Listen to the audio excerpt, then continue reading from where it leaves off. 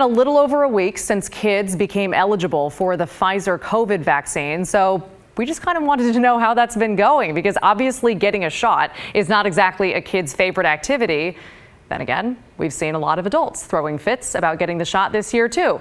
That being said, it looks like so far parents are pretty eager to get their kids in for the vaccine. Oregon, we found out, has vaccinated more than 33,000 kids already.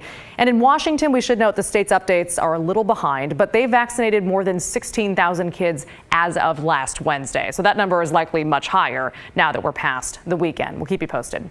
It hasn't been easy to get vaccine appointments. They're filling up quickly at pharmacies and doctors' offices, but there have been a lot of clinics around town. Case in point, Portland Public Schools today held a clinic at Scott Elementary School in Northeast Portland. It was meant for kids at the school, but they didn't have to make an appointment. Their parents could just bring them in. 8 PPS schools are holding vaccine clinics right now as part of a pilot program, and there will be a few more before Thanksgiving. We should note these are all happening at Title I schools, which means the kids who go there are mostly from historically underserved communities, and they have higher barriers to getting the vaccine.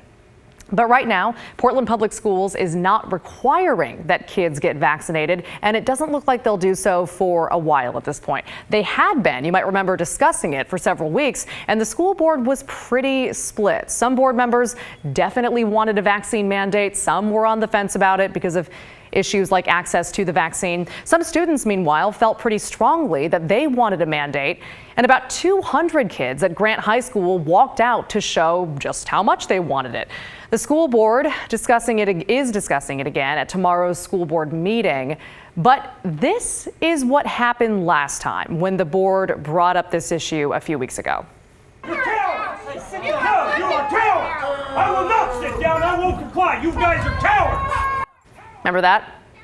The school board, Portland Public School Board, had to shut down their meetings, at least in person, or I should note they had to shut down that meeting altogether when the anti-vaccine protesters did that, basically, and refused to put on masks. Now, PPS says staff will recommend that the board delay a vaccine mandate for students for at least 6 months and to implement a non-medical exemption process similar to exemptions for other vaccines.